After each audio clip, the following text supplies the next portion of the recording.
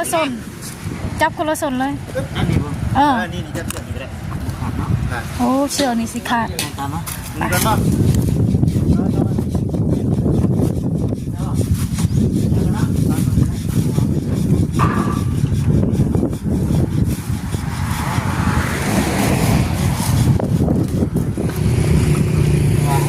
บ้านเขาเดินหอยแล้วยังไงถือได้ก็จะใช้แบบนี้เดี๋ยวเดินได้ยังรับเมียเพื่อนแล้ว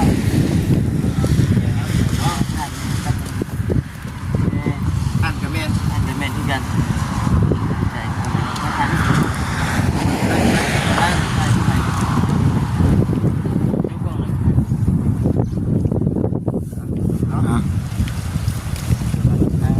จิตกันพี่ออกมาพี่ครับว่า1 2 3 1 2 3 1 2 3โอเคมีหน่อยเนาะก็เหมือนเดิม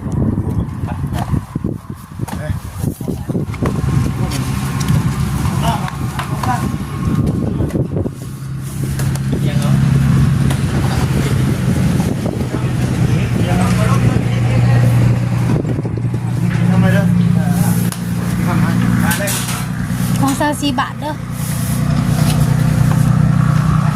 ได้ปะยังอีกแล้วพี่เนี่ย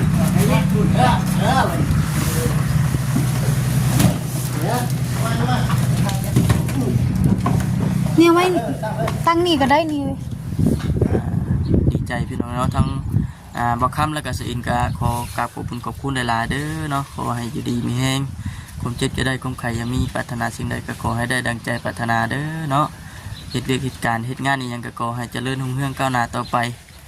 หน้าที่การงานนี้ยังก็ให้เจริญรุ่งเรืองก้าวหน้าให้เงินคำไหลมาเทมาเนาะสุขภาพแข็งแรงทั้งบอกคำก็สอินกับผมมียังตอบบุญแทนคุณพี่น้องมีแต่คำอวยชัยพรนี่แหละเนาะ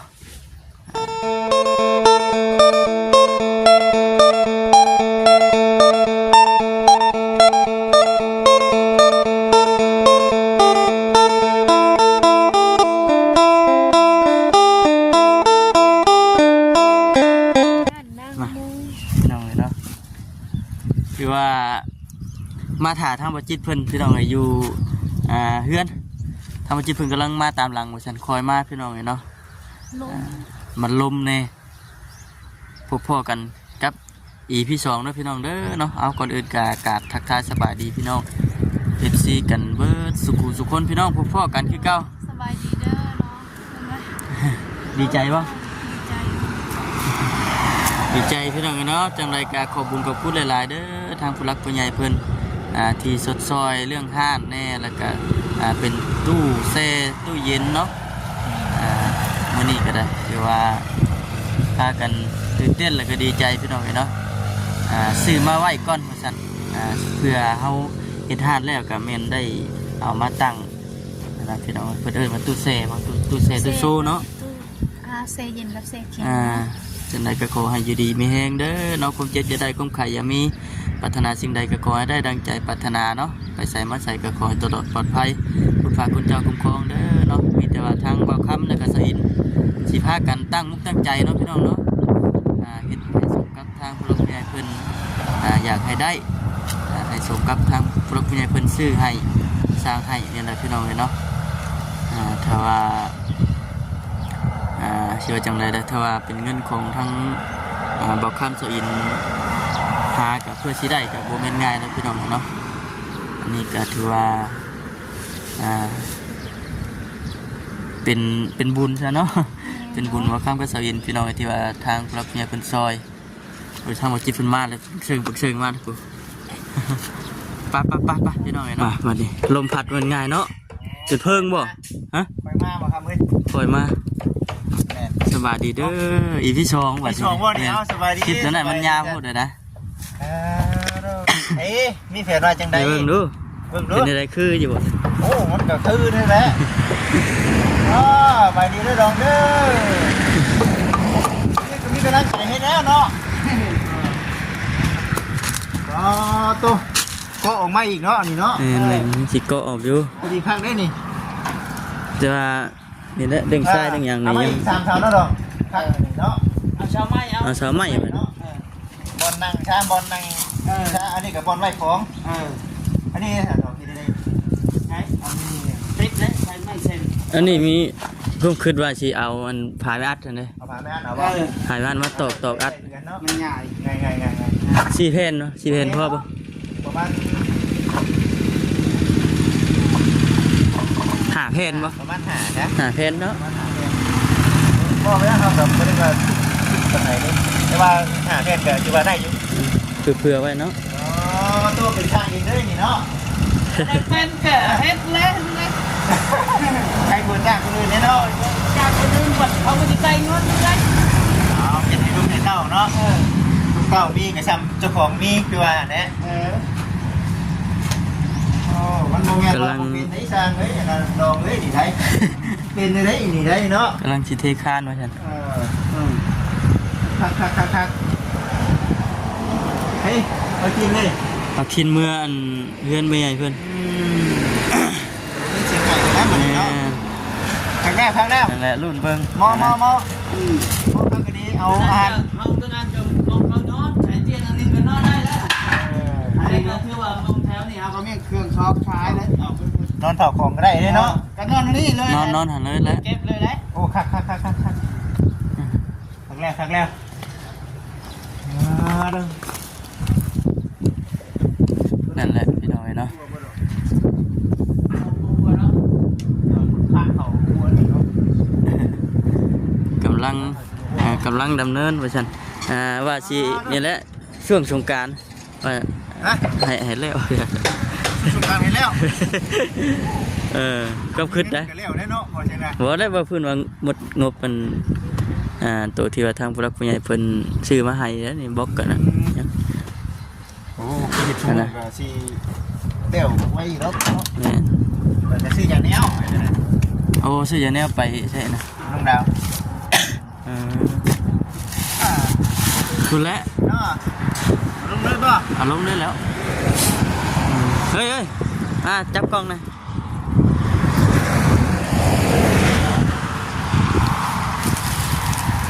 ซื้อเว้ยซื้อหยังอ่ะ ฮะ เว้ย แล้วนี่ เออ หยอดแม่เจ้ากะโล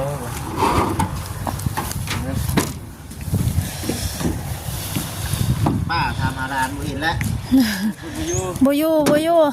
เมื่ออยู่ในบ้านเห็นว่ามานี่ก็ไล่รถอีกเนี่ย มาที่นี่ดิ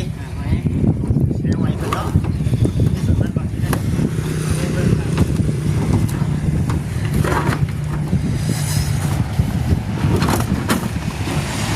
พยายามอย่าให้หนูกระสายเด้อเนาะ มีแมวอยู่มีแมวอยู่ มีแมวอยู่เนาะ มีแมวอยู่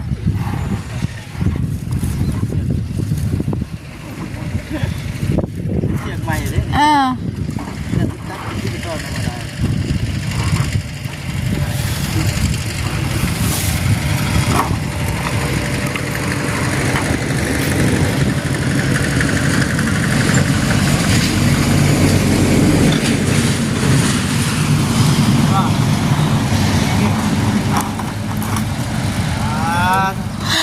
มันยังกว่านี้เนาะ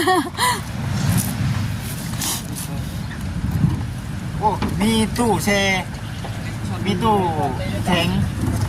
กระเบิดเท่านั้นเลยนะจะมากันหาขึ้นชื่อของ แม่นของก็เนาะ ว่าขอเนี่ยจะเป็น10เด้อห้าก็โอเคอยู่ห้าเริ่มต้นจาก5 ล้านมันก็สิเริ่มต้นจากของเล็กๆน้อยๆ คันว่านั้นต้อง10พุ่นเลยเนาะหลัก10พุ่นละ เจ็ดก็ได้อยู่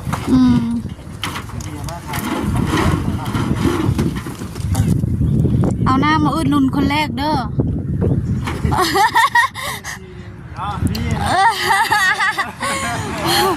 บ่เนาะเอาเงินเฮงเด้สากเงินเท่านั้น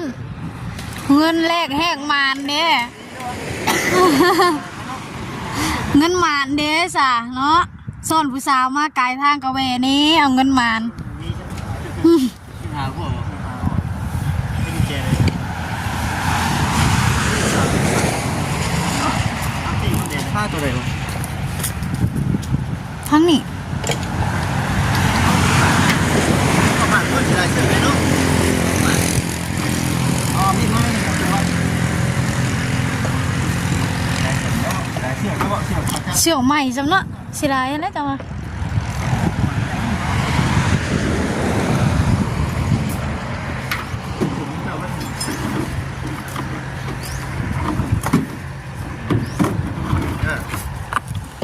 มันพักกันดีได้ทำกันได้ อืม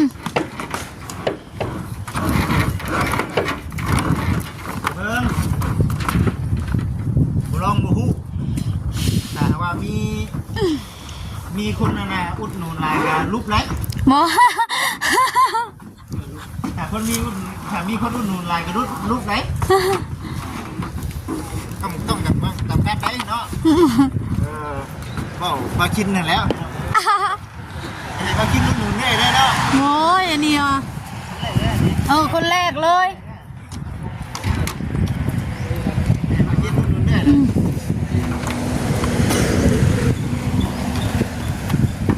แก้ได้หรือเปล่า เนาะโอ้ยขาดตัวเลย ลุงก็ทำได้ไหมทำได้ยุ่ง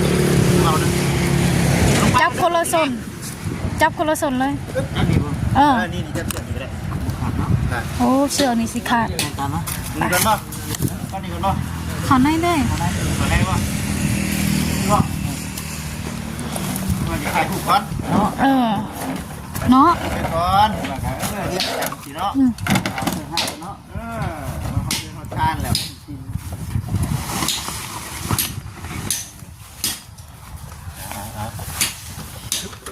ทักนี้เสื่อมนะเนาะ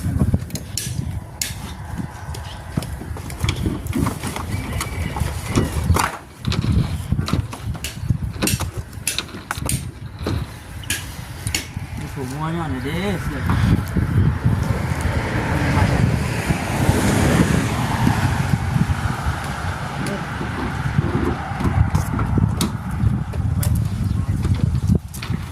เอาไว้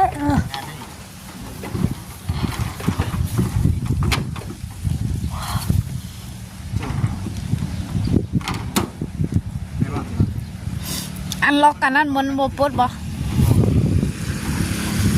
ล็อก ล็อกล้อ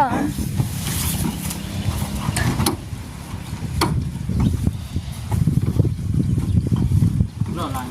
ด้วยเรา เราที่สามรอบไหลไหลนักได้ถึง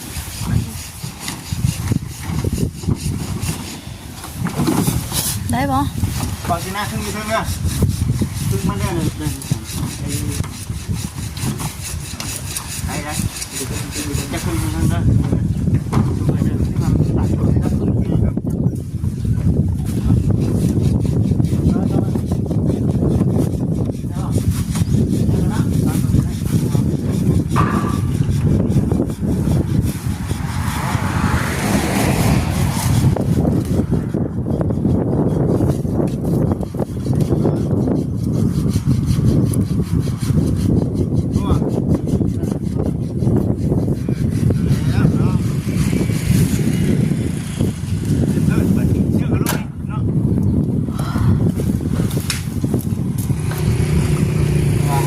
บ้านเขาเล่น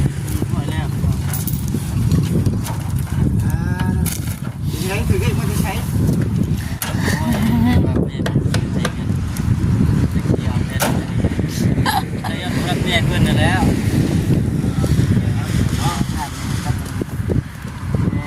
อันกับแมน อันจะเป็นที่กันใช่ทัน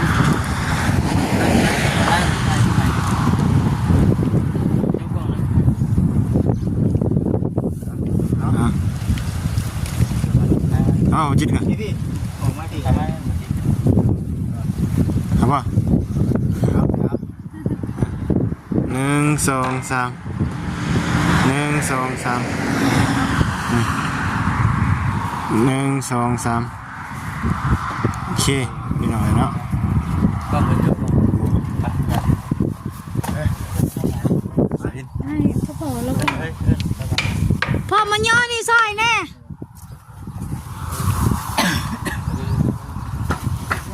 ย่อตู้เข้าในเขายังไม่ได้เปิดประตูแป๊บไปเปิดประตูกันเอาไม่ค่ำเลยพ่อไปน่ะ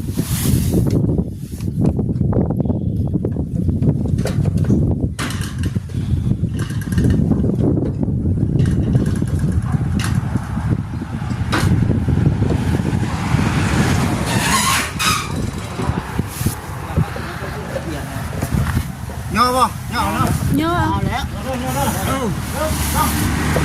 ไป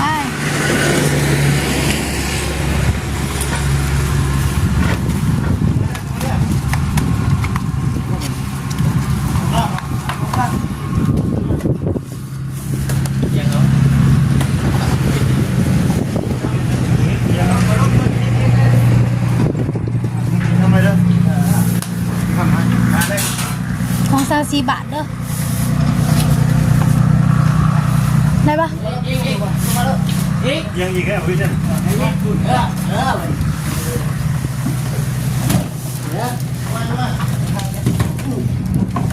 นี่ยไว้ตั้งนี่ก็ได้นี่เว้ย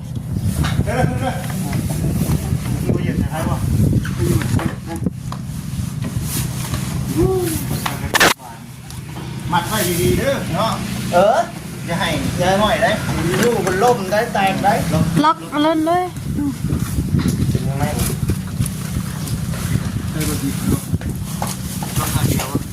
สองเลย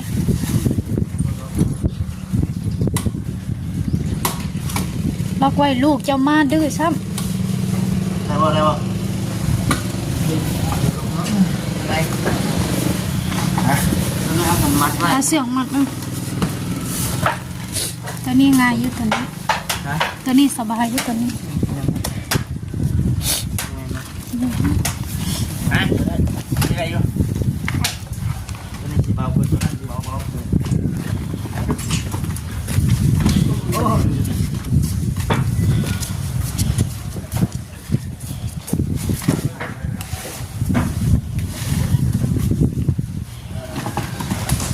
มา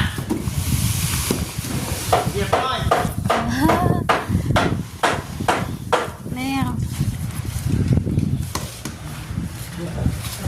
เอาดีใจน้ำดีใจน้ำปังแล้วบัดนี้เนาะ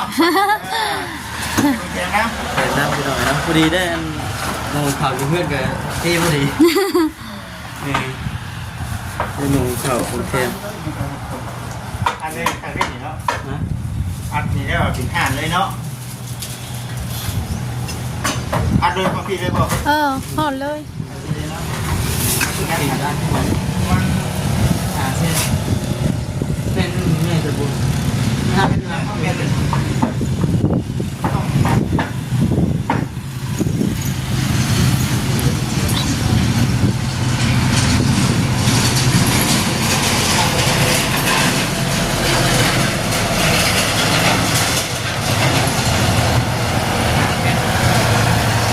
แปะแล้วก็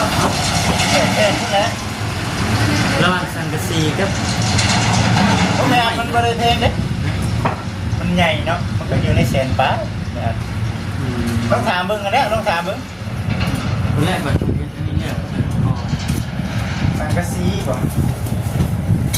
นัดบ่นัดกับนัดเนาะนัดแล้ว อัดก็ได้ชื่อชี้ก็ได้แต่ตัวไม่อัดเลย เนาะ ฉันจะทำเมื่อกับวันชังชี้มันถือกว่าจะไม่อัดกัน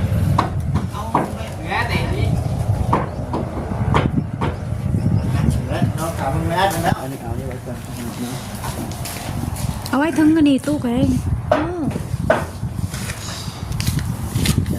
เนาะเที่ยวมาหอเทือนหอชาติไปทีพ่อยละเดี๋ยวขอมุกขอบใจทั้งหมดจิตเพื่อนพ่วงนั่นแหละพี่น้องเนาะเกมาส่งว่าหอเทือนหอชาติ เบิ่งไปน้ำกันนะได้พี่น้องเอ้ย แม่หนึ่ง บ่ลองแต่บ่ฮู้ นี่ใช่ศึกษานะหมดจิตเพื่อนอีกเกี่ยวกับการค้าการขายอย่างเงี้ย ยังจะได้เฮียนอยู่พี่น้องเลย เนาะลองเบิ่งบ่ลองบ่จักคือว่าหั่นแหละมันกำไรมินอยู่ครับมันหลายอย่างนั่นแหละวงเขานั้นแต่ว่าเฮามีทุนก็ถือว่าโชคดีไปถ้ามีทุนซื้อก็ถือว่าคอยบริหารไปเนาะ แม่น มันหักบอกเขาเองดอกมันบ่มีไผเก่งบ่มีไผเก่งมาตั้งแต่ ต้อง เริ่ม ต้องลองเบิ่งนะ ลอ เนาะ งบางเทื่อบางทีบางอย่างก็ลุดน้ำก็มีลุกน้ำก็มีแต่ว่าก็เป็นบทเรียนไปแบบนี้นะว่ามันก็ขึ้นเอาบัดนี้มันก็มีตัวลุกแม่ตัวบ่อนะแต่ว่าก็บ่ลองบ่ฮู้ ต้องลองเบิ่งเนาะ ลองเบิ่ง นั่นแหละ นะหักคือว่าเนี่ยมันน้อยก็สมน้อยหั่นก็ใหญ่ก็สมว่าใหญ่อยู่ แม่น ลองคิดคนเบิ่งถือว่าโชคดีแล้วเนาะเดินดูทางเนาะถือว่าโชค นะมีความคิดแต่หึงแล้วแต่ว่าเฮาบัดอีหยังแหละขาดในงบที่เฮาสิเฮ็ดนี่นะนี่เช่นว่าผู้ใหญ่เพิ่นบ่ซอยมากก็จักสิได้เด้อบ่หั่นน่ะจักยามใดเดี๋ยว ยัง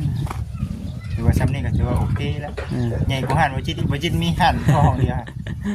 นั่นแหละลองเบิ่งเช่นว่าเฮ็ดนั่นแหละแล้วเฮาจังสิเกาะออกมาทางนอกอีกออกมาประมาณนี้เฮ็ดก็มือนะ ลองเบิ่งเนาะหาเงินหาคำได้ก็ขึ้นจากเกาะกับเกาะหาเงินหาคำได้ก่อน หาเงินเก็บเงินก่อนแล้วจังเกาะออกกันเลยเนาะ ลองมังกรแต่ว่าประตูได้ฉายเจ้าชีเอายังนี่ ประตูนี่มีด้วยเนาะใบตัว สังกะสี ตัวนั้นเลย ตัวนั้นเลยเนี่ย มีแล้ว จอดใส่กับเสื่อมเล็กใส่ ลองเบิ่งเนาะ ตัวมีแล้วบานหน่อยก็ซื้อมาแล้ว คอยเฮ็ดไปให้แล้วบัดมันหาเงินหาคำได้จะเอาประตูม่วนก็เอา เบาแล้วตัวน้ำบ่ไหวเนาะ ประตูม่วนว่าเพิ่นว่าประตูอัดตัวใหญ่ข้างนอกคุณว่า แม่น สังกะสีเอาสังกะสี กะสี สังกะสีก็เฮ็ดอัน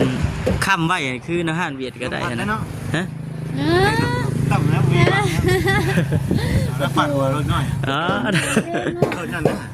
เดี๋ยวคิดไว้ได้จะเฮ็ดพับคือของเจ้าสิบ่ ลองเบิ่งเนาะ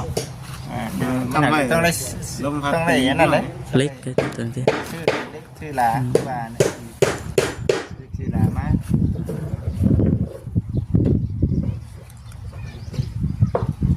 มีแต่ตัวนี้แหละคืออยู่มีแต่โชว์นั่นเฮ็ดได้ก็บ่บ่ห้อง ตัวนั้นก็เฮาก็ใส่เยี่ยมคือกัน เพราะนี่ข้างน่ะนะ ใส่กลางได้มา บ่ช่วงแบบได้ชีวิตของลูกเลยบ่ตัวนี้นอนบ่นอน บ่ได้ก่อแล้ววะเนาะพ่อเนาะตัวหน้านี่บ่ได้ก่อแล้ววะ นี่ตัวประกอบก็ได้ นี่ได้ ไปเดี๋ยวลงเลยนอนก็นอนดีพ่อบอก นอนอยู่นั่นแหละ เตียงใบหนึ่งมาอันนั้นแหละกันนอนดีเลยแหละเป็นขึ้นในใจว่าก่อขึ้นเพียงแอลอ่ะนะ เพียงนี้เนาะ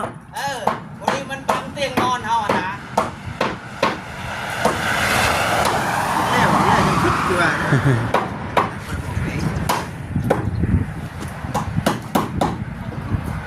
ปวดเนาะ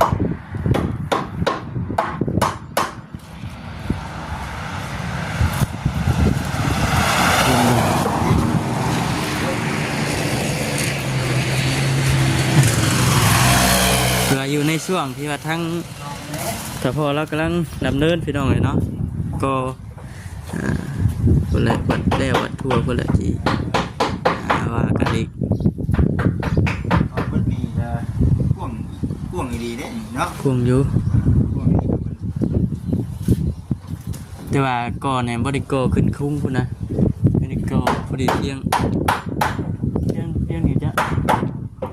แล้วก็เฮ็ดใหม่คูนเอาอ่ะ ลองเบิ้งเนาะพอผมพักก็เป็นเบิ้งโอเคอยู่เนาะแล้วเดี๋ยวช่างคนในรถเลยดิสกินรถเข้าแล้วครับเนาะเดี๋ยวเจ้าของ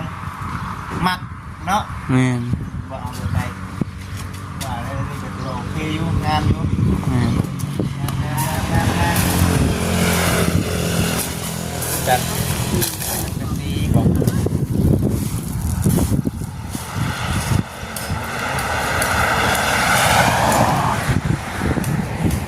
ลองเบิ่งศึกษาเบิ่งเริ่มต้นจากนี้นั่นแล้ว แม่จากหนอดก่อนเลย เดียวนั่นก็เอ้า เนาะ ลองดูฮู้ยังต้องกล้าได้กล้าเชียร์ หมูคือเห็ดกันซีเชลอยู่นะเนาะ บัดตัวเห็ดบัดคือว่าเป็นอันนี้ไปเลยติเกินว่าตุ้มเนาะคอยเป็นคอยไปคือว่าแล้วมีแต่ว่าไปทางไหนต่อบัดนี้จะ เอาไปวันที่ไปเรียก มื้อนี้ยังบ่ได้ไปนํกันอยู่เฮามื้อนี้นะ จะไปไหน ยันมันสิว่าจังได๋ 4 โมงเนาะ 11 โมงเลยสิพากันไปทั้งปีทางไปแต่เก่านะไปกับสายินเพิ่นมื้อนี้เพิ่นหยุดงาน เนี่ยมือไปน้ำกันจังว่ากัน แม่นเป็นเข้าไปแล้วเพิ่น ค่าขายเนี่ยลองเบิ้งเนาะโดยที่จริงก็พอได้แต่ซ้ำนึงลองเลยเนาะยังบ่ถือว่าเป็นหันใหญ่หันเตะ แม่น ก็ได้พอได้เก็บได้ออมดึกๆน้อยๆกับหันใหญ่บ่จิตเชื่อว่าต้องได้หลายเนาะหันใหญ่ ท่านใหญ่แต่มันก็ขึ้นอยู่กับมัน งบ งบ ชื่อของ เครื่องของเฮาแน่นะ ชื่อของเฮาหลายก็จริงๆก็เชื่อว่ากำไรหรือว่าการกินเฮามันก็สิยืนขึ้นมาอีกแน่สักหน่อยลองเบิ่งเนาะลองดู แม่นโอเคเนาะจังได๋ก็ขอบคุณกดใจหลายๆเด้อ นี่คือการขอบคุณใจกันเนาะโดย ไปไปทีนี้เดินทางต่อป่ะ ทางนี้เนาะโอเคและเดินทางต่อ โอเคจ้ะเนาะ กันนี่ว่ากัน แม่นเดี๋ยวคือ สบายดี ดีเด้อไปพี่น้องเนาะจังได๋ก็เนาะจังได๋ก็ใจพี่น้องเลยเอาพี่อยู่นะ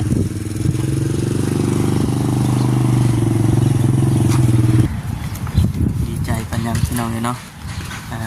เอาดีใจอยู่บ่ ดีใจ ตื่นเต้นเพราะ ไม่ยังดีใจ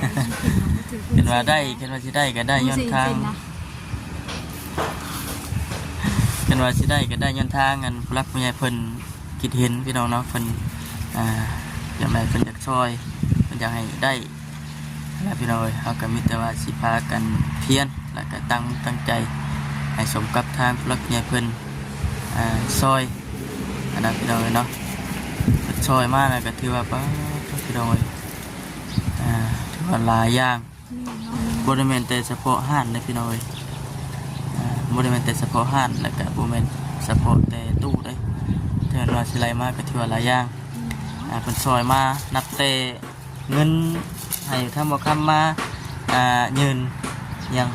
ค่าดองเนาะเป็นค่าดองคือค่าดองเนาะค่าดองทั้งขาอินเพิ่นตั้งแต่ผู้แลพี่น้อยพอได้2 ปี3 ปีเนาะ2 ปีป่ะตอนนั้นจักล้านก็5 ล้านเนาะ5 ล้านพี่น้องตั้งแต่พูดแหละแล้วก็เพิ่นคิดเห็นพี่น้องเนาะเพิ่นก็ซอยทางบ่คำกับสะอินมาจนฮอดปัจจุบันนี้ก็ถือว่าดีใจพี่น้องเนาะทั้งบ่คำแล้วก็สะอินก็ขอกราบขอบคุณหลายๆเด้อเนาะขอให้อยู่ดีมีแฮงความเจ็บจะได้ความไข่ยังมีปรารถนาสิ่งใดก็ขอให้ได้ดังใจปรารถนาเด้อเนาะเหตุเรียกเหตุการณ์เหตุงานนี้ยังก็ขอให้เจริญรุ่งเรืองก้าวหน้าต่อไปหน้าที่การงานนี้ยังก็ให้เจริญรุ่งเรืองก้าวหน้าให้เงินคำไหลมาเทมาเนาะสุขภาพแข็งแรงทั้งบ่คำก็สอินกับบ่มียังตอบบุญแทนคุณพี่น้องมีแต่คำอวยพรนี่แหละเนาะสอินดีใจจะบอกจะบ่เป็นดีใจ ไปเฮ็ดเวียกพี่น้องไปเฮ็ดเวียกเฮ็ดงานพอได้เงินตื่มๆกันแน่ว่าซั่นคือเงินตื่มๆกันก็คือแบบว่าเฮาหาเงินมาใส่น้ำบ้านน้ำเมืองแน่แล้วก็ซื้อนมลูกแน่นะพี่น้องเอ้ยเนาะซื้อนมลูกแล้วก็ใส่ในครัวเพื่อน แน่นก็เลยอันมีคุ้มคิดอยากได้ห่านมาแต่ใดมาแล้วพี่น้องเอ้ยก็มีทางพลักเมียเป็นซอยมาสิก็โอ้ถือว่าเป็นบุญของบ่คำกับสอินเนาะพี่น้องเนาะเป็นว่าค้าขายง่ายมือกับพอได้มีได้เข้ามาในเดือนแน่ทางบ่คำก็สิไปแต่ละมื้อกับพี่น้อง พอข้ามไปก็คือทาง FC ได้เห็นนั่นแหละบางทียอดวิวมันบ่ดีหรือว่ามันบ่ขึ้นก็ ก็บ่ได้ แม่นบ่ได้พี่น้องเนาะ เดือนนี้ก็บ่ได้ผล นั่นแหละก็เลยแต่ว่าจังใดก็สู้ไปคือเก่าพี่น้องเนาะ แม่เนาะ จังใดก็ฝากทาง FC พ่อแม่พี่น้อง FC เข้ามาเป็นกำลังใจให้เราสองคนเด้อพี่น้องเด้อเนาะไปมันพี่สิคลิปเดี๋ยวจะพากันออกข้างนอกต่อ แม่ไปน้องโต ไปพี่น้องเนาะอยู่ดีมีแห้งเด้อเนาะสบายดีบ๊ายบาย